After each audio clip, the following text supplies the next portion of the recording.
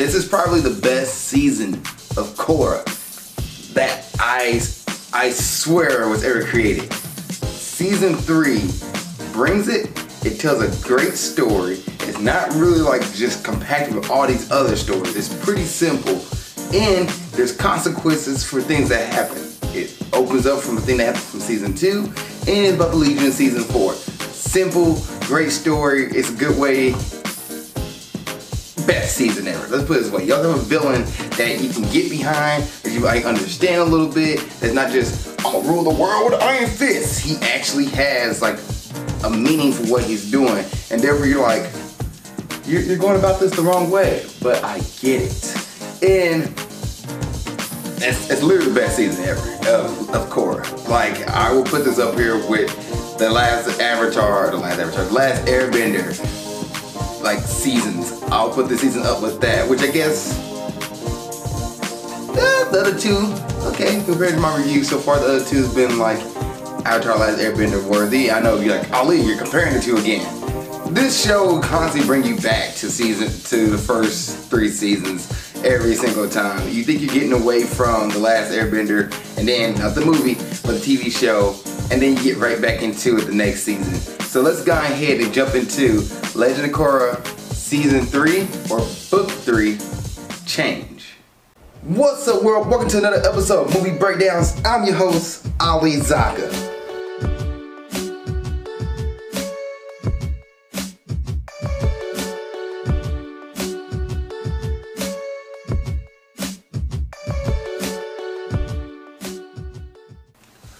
What's up, world? Welcome to another episode of Movie Breakdown Series Review.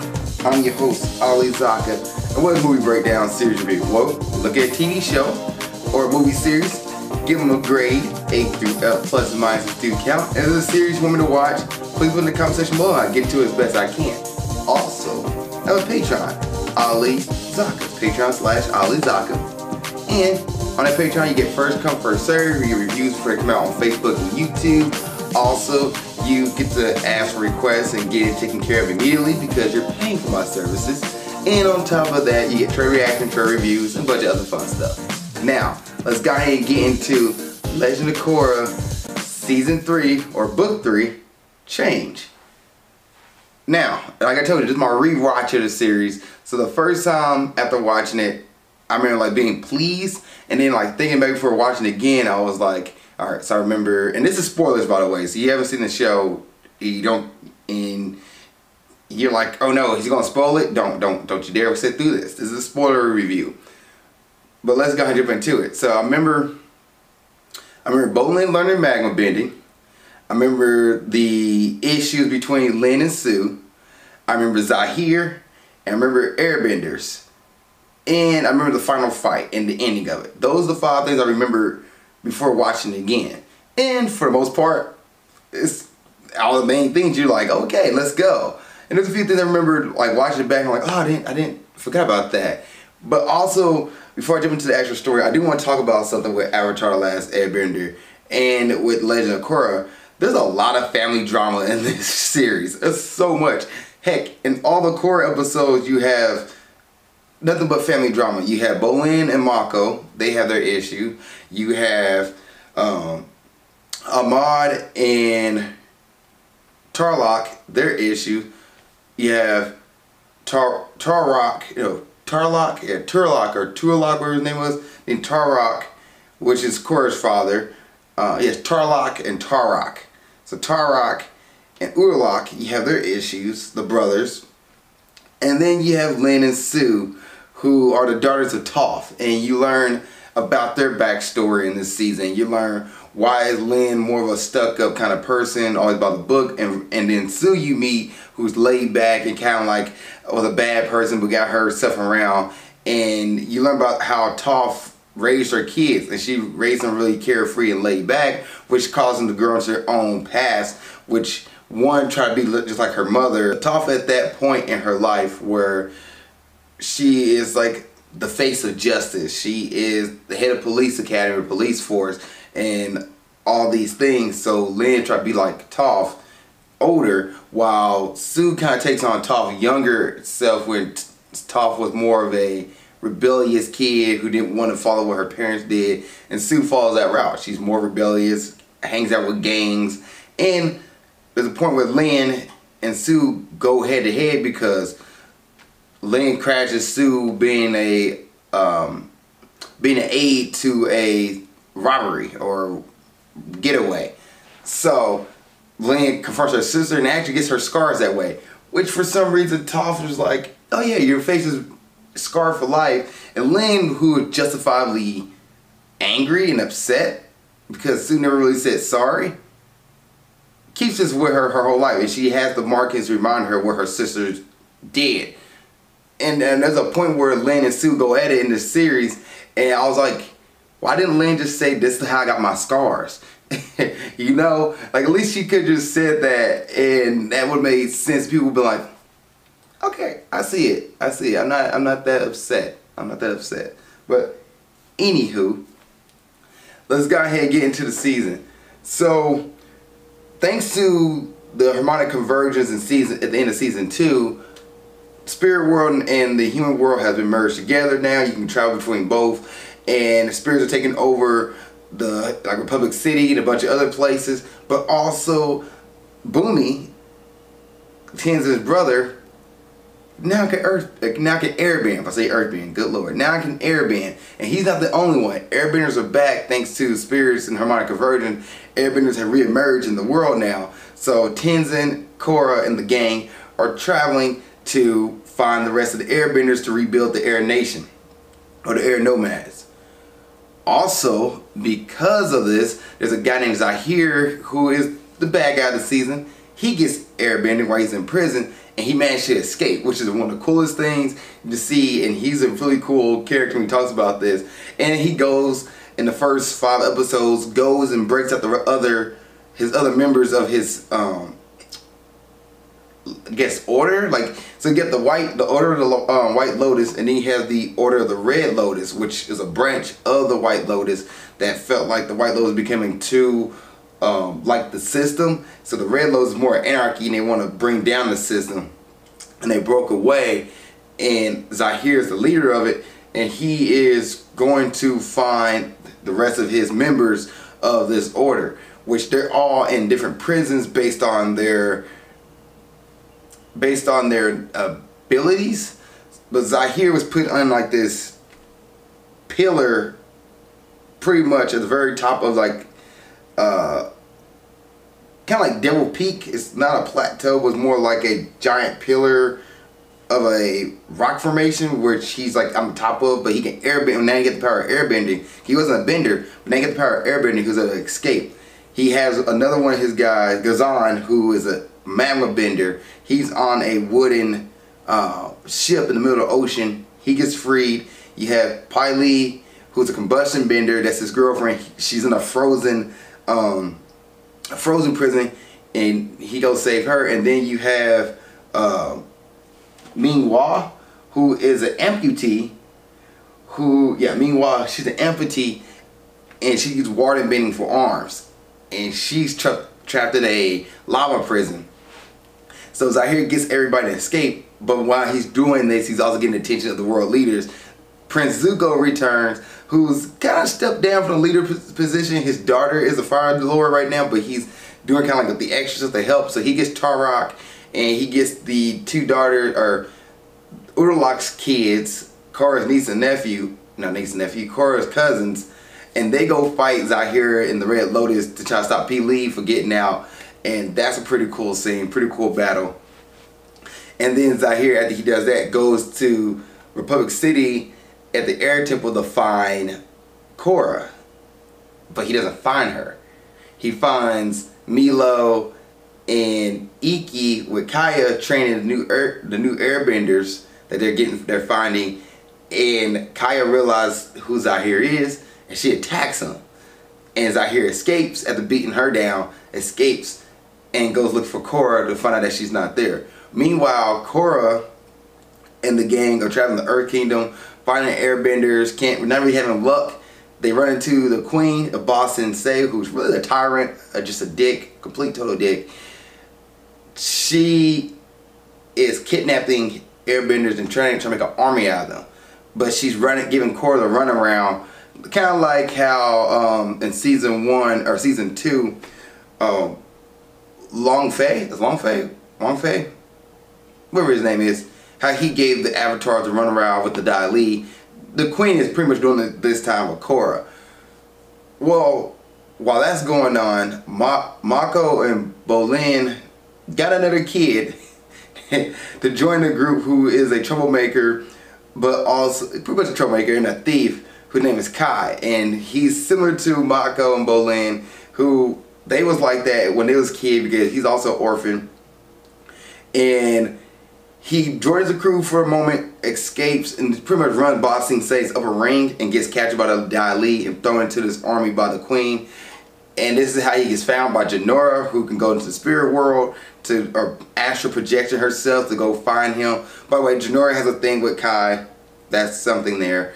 And Bolin, who was a former, athlete, star athlete, now former movie star, is just around, and he's the comic relief of the series, and he's completely like naive to things for some reason. I guess he's just been that character throughout the whole series, just naive, happy-go-lucky character who just gives up, oblivious to things. That hasn't changed, and he's oblivious to Kai and trying to be like, oh, Kai's the guy that we could turn him around, he wouldn't betray us. Bolin, you was a street kid as well. You know how the things work. Mako picked it up. Why don't you pick it up? It got me. But anyway, Kai steals from Bolin and Mako, sends them to the third ring of Ba Sing Se. They run into their family. Pretty cool reunion there. They go back to Korra, tell her what's going on, and they go bust out the airbenders from the Queen's place. And then instead of going back to Republic City, they actually go to one more city, which is the Metal City, because they have another Earthbender there. Not Earth, Airbender there. Sorry guys. To the Metal City, which is the home of Lin's sister, Sue. Now Sue was considered the safest city in the world. She has metal bend this city pretty much out of nothing, and has created like a contraption where like the city kind of like a flower to open up like this, and they close at night. Pretty cool concept, and everybody in the city can metal bend for the most part, and it's based off Toph, because Toph is Sue's mother. Lane and Sue have their beef with family, and Zahir managed to sneak in. And by the way, while they're there for the airbender that's there is Opal, who is Sue's daughter. She's an airbender, so they want her to join the ranks as well. And the reason why Lynn shows up, because she got a message from Zuko that Zahir's looking for Korra. She finds Tenzin and Korra in Ba Sing Se. Explains what happens. You get a backstory, but you don't get any images or videos or anything like that of how Zahir got captured. You just hear that Tenzin, Sokka, Zuko, and a bunch of other people captured. Tarok captures Zahir when they try to kidnap Korra when she's younger. Anyway, Zahir sneaks in. There's a pretty cool scene that everybody else besides Korra, because Korra gets knocked out. Everybody else besides Korra fights off the Red Lotus. Pretty cool action sequence, definitely worth the watch. And they find out like how to get in after they beat Zahir, who escapes and saves Korra. They try like how they get in. Come to find out, Sue's most trusted advisor betrayed them, and he's working with the Red Lotus. They chase him to, it's a Misty Oasis. It's the city that's connected to the desert in the Avatar Last Airbender that has like the ice fountain in the middle of it. They go back to that city in this series, chase down Aiwei. Aiwei is his name. Chase down Aiwei. Come to find out he's working with Zahir. Go figure. And Zahir finally reveals to Korra his master plan, pretty much, and what he stands for. So Zahir and Aiwei are talking to each other in the spirit world, and they can go into the spirit world. Korra follows them. Zahir gets rid of Aiwei, explains everything to Korra and what they stand for, what the Red Lotus is. And for a moment you're like, yeah, tyrants and presidents and people, dictators who rule the world, sometimes not in the best of ways. And this dude's an anarchist. Like, you have a point that sometimes government is not the best, but throwing the world in pure chaos will bring out a government eventually. when you have chaos, there will become order to keep chaos in check. So, not sure where he was going with this, because eventually there will become a ruler or a dictator or democracy out of the chaos. Something will happen. Okay, Zahir, we're going with it. But I was like, why did he still need the Avatar? That's the one thing that didn't make sense. But the Avatar is the one thing to keep the world in order, and he want to get rid of the Avatar so the world can be in sheer chaos. And for a moment, you get to see this when Korra and Asami get kidnapped by the Earth Queen, and Bolin and Mako get kidnapped by the Red Lotus. The Red Lotus go to the Earth Queen to try to use Mako and Bolin's bargain to get Korra. Korra hasn't got there yet because her and Asami crashes the prison ship they was on. So they get back, they get out and go back to Misty Oasis. I'm just calling Misty Oasis. I don't know the exact name for it. And Zahir pretty much kills the queen and pretty much starts anarchy and Ba Sing Se. So you get to see a little bit what his ideal world was going to be, but chaos. Mako and Bolin do get out of Ba Sing Se to get their family. They find Korra. They team up. Zuko talks to Korra. There's a reunion. And Korra's like, alright, well, probably should give myself up. Zahir goes to the air temple to fight Tenzin and the rest of the airbenders, which is a pretty cool scene where Tenzin is told to give up, and he's like, as long as I'm still breathing, I will never give up. Tenzin's best character of all time. As long as I'm breathing, it's not over. And speaking of Tenzin, he's been training the airbenders and pretty much going from a laid back kind of guy getting pushed over to a tyrant of a coach and just run them to the ground, and the airbenders resent him, but at the same time in this episode they use their powers and abilities and things they learned from Tenzin to rescue Genoa and Kai, who is sneaking off to play with the flying bison, the air bisons, who gets kidnapped by some poachers. So they all, that one episode, which pretty much is its own little episode within the season, to show you what Tenzin and them been doing. And it's a really neat episode, worth to watch. But back to the main storyline here. Zahir fights off the airbenders, captures them, and Korra goes to turn herself in. Korra eventually gets captured after she, Lin, Tarak, and Sue and the rest of the earthbenders, have a pretty good fight scene with Zahir and Peely. And Mako and Bolin and Asami goes to save Tenzin, and they fight Ghazan and Mingwa. So there's some pretty good fight scenes in this season, and a lot of it towards the end here. But eventually Korra gets kidnapped. They force her, the Red Lotus force her to go into the Avatar state so they can kill her. It backfires. Of course it does. Zahir fights Korra in a pretty cool fight scene where they're flying all over the place. They're going from like different sections of the deserted battleground they're in. The airbenders work together to knock down Zahir and save Korra, who's been poisoned by the Red Lotus, so the poison taking effect. It's like a fight. It's like one of the video games where you're fighting somebody but you're poisoned, so you have to finish the fight before the poison kills you. Kind of like Pokemon. If you play Pokemon, your main character gets poisoned. This is pretty much what's happening here. And at the end of the day, Korra beats Zahir, gets the poison taken out of her because it's metallic, thanks to Sue, who can metal bend. Zahir gets put in prison, and Korra can't walk.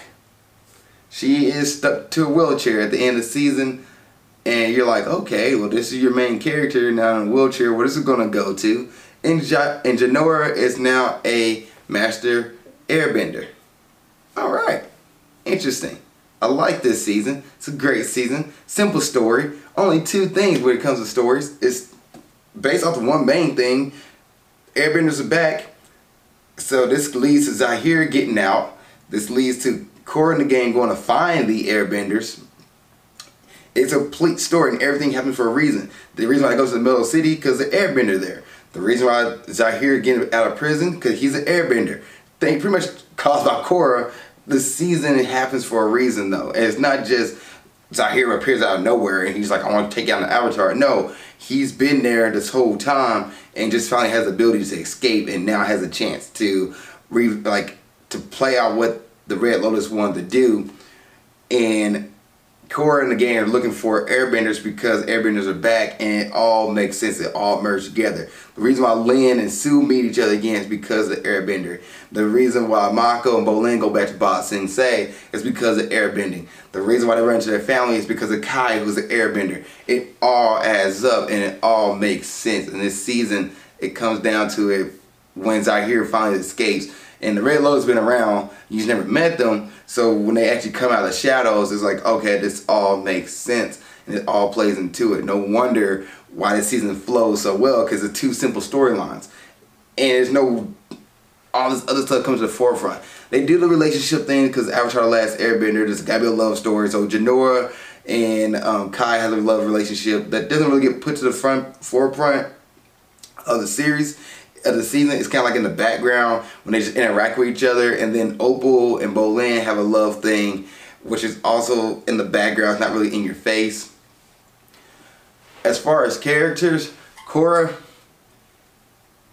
I'm not sure if she learned any lessons, but she definitely has consequences for the things she do. And this is actually something I'm like, okay, this is leading up. So beginning of the season, she's still saying Korra, still saying fight first, think later. And then towards the end here, she's thinking like, maybe I should talk things out. Maybe I should rush right into battle. And these kind of things. Or maybe I shouldn't just try to fight with my fists and actually negotiate. So she's thinking a little bit more like a leader versus just a brash, raw rookie.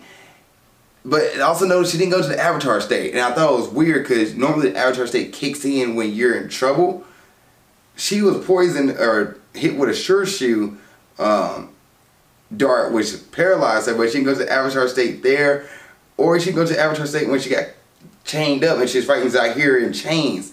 And I thought that was kind of crazy that like it waited to the very end where they had to force her into the Avatar state to go into the Avatar state. She didn't go into it like when she first got captured and she didn't think she was in danger. Thought that was odd. But other than that, Korra's okay. Tenzin's still the best character. Freaking love Tenzin. Nothing changed about him. Keep him the same. He already has his arc in the second season. And the third season, he was happy that he got airbenders. And you see his face and his reaction to everything and him learning kind of not to be a dictator and learn to just be himself. Like he was trying to learn how to train. Like he's not used to training a bunch of people. So he was trying to learn how to become a good leader. And I thought he was great. Kai, the new character, he was just the street rat, the street kid at first, who becomes more of a character who's like, you know, it's not about me, it's about the group, and he's going to stick his neck out for his friends and family. That was, and he learns to do that, learns to trust people. That was a pretty cool thing. And he comes back and like he's a big part of the season, and towards the end there, and it's like, okay, this I can see this arc go from here. And he's not a bad kid. You also have Bolin and Mako. Mako's still the same. Not really much change with him. Bolin, he's still a goofy, dumpy character who thinks he's bigger than what he really is. You know, he's done all these amazing things, but at the end of the day, he's still kind of a dork who's trying to yearn for somebody's attention. And I guess that's why he does all these things. But it just like, it got annoying to a point. It's like, come on, Bolin, you've been through all this stuff at this point. You're smarter than this. Really? So like, he didn't really change. He's still the same character from season 1 to season 3. Asami's there, but her relationship with Korra, she's more like they're more becoming friends. You can see them interact with each other. It's not just Korra and Mako and Bolin, or Asami, Bolin, and Mako. Korra and Asami is actually like doing more, like it's like their adventure story where they're more hanging out and they're more around each other, while Mako and Bolin's off together. Korra and Asami's friendship is growing more, and you can see them interact with each other besides just Korra being off and Asami being off. They're actually hanging out with each other, and you see that more. There's an actual scene where they fight together in the season. Like, okay, they're around each other a lot more. They're hanging out with each other more. So their friendship is growing. She's not just there; she's actually a friend to Korra, which, okay, there's a reason why she's here now. All right, we got this. We got this. She's not just this character for the love interest. She's legit like a character that's a friend of the gang now. She actually feels like she's a part of the gang when I saw this season. Bumi still, he irks me, and it also makes me wonder, like he was fighting the Red Lotus. Like, is he a really good general? Was he really good? Because I feel like this dude is not that great. While Kaya, who's a solid waterbender, and I kind of want more of her backstory because she's really good versus Boomy. And then you have Zahir, who I love as a character. I love everything about him, and he is probably the best villain in Avatar: The Last Airbender and Legend of Korra. I think he has a reason, he has motivation. It's not just to destroy the world. It's not just this shadowy figure. He is literally one of the best villains in this series, and I love him. I love him as a character. Sue and Lin. Lin is great. Sue is great. Lin, you get more backstory about her. Where in the second season she wasn't really there. In this season you get to learn about her family dynamic. And Sue's also great. They're opposite attracts kind of thing. But you get to learn about them and how they was raised by Toph. You get more about Toph and how she was as a mother. And I do like that you get more about like how Toph and Aang in this season, in this series, how they are as parents, and that they might be great stars and great characters of their own, but as far as their offsprings, they wasn't the best. And I like that. I like that dynamic. And then you got Jinora. Jinora has grown from season 1 to season 3, and she's shown that she is actually a capable airbender. She learned from her father. She's a good spiritual connection, and she is, you know, a strong character somebody could trust and believe in. And she gets her airbending tattoo to show that she's an airbending master at the end of the season. She is great, and she's growing into it. Now she did have a thing where she was like, I'm an adult, I'm my own kind of person. She did a rebellious thing act, and there was like a quick hint of that. I'm glad they tossed it away towards the end there, because Tenzin's like, okay, but I'm glad they tossed that away and they didn't play on that. But they pretty much trying to show that she is capable of handling herself, which is great. I like that. She actually grown a lot. And then Zuko. Zuko's in the season, and Iroh's back as well, just to remind you that Avatar: Last Airbender exists, and this is what they've been doing since you've been gone, kind of thing. But it was cool seeing Zuko. It was cool seeing him firebend and actually fight and stuff like that. So it was neat. It was neat having those characters come back and kind of just remind you. Is there anybody else I really missed? The Red Lotus was cool. I liked all I like their interactions with each other, and I like how they talked to each other, and they wasn't just like pure bad guys. And it kind of makes me wonder when I was watching the series, like I kind of want more of the Red Lotus and learn about their dynamic. Like, it'd been neat to see how they got along, and then what really went wrong and why they became anarchists, because they seem like really cool characters and characters you can grow on and adapt to and get attached to as villains. And you kind of want them to be around, and they could be like the Zuko of season 1 or Avatar: Last Airbender series 1, where they're like bad at first, but they're like signs of them being good. And I wish we would have got more of that, and that just played with that a little bit. But other than that, it was great. It was a great season. The music is still great. The action is great. The animation is great. And I know Nickelodeon started playing a part into, you know, the writers and the creators and what they can do. I didn't really notice it in this season. The next season, season 4, I really noticed it the most. But yeah, it's a great season. I love this season of Legend of Korra. I'm gonna say Avatar: Last Airbender, because I feel like this could have been an Avatar: Last Airbender season. This season is really great. I loved it. Grading time. Well, one, should you watch this season? Yes, you should definitely watch this season. And grading time. I'm grading Legend of Korra Season 3, Book 3, a solid A. It's an A. This season was really good, really concise story, told really well, and everything happens for a reason in this season. It makes sense, and the ending was really good, and it kind of like leaves you wanting more. This is definitely an A-worthy season. And that's it. If you've seen this if you've seen this season of Legend of Korra, what did you think? Please put in the comment section below. Other than that, see you guys in the next episode, movie breakdown series review, and keep being awesome.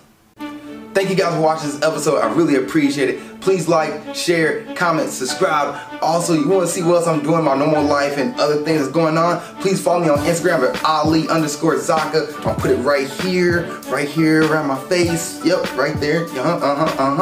Also, Also, if you want more episodes of movie breakdowns or grind towards success or whatever it is I'm doing on YouTube, you know what? Follow my page right here, like I said before, the little comment thing right there, And then you can watch the last episode of movie breakdowns right here, and watch the last episode of grind towards success right there. Other than that, thank you guys so much. I really appreciate y'all. See y'all next time. Keep being awesome.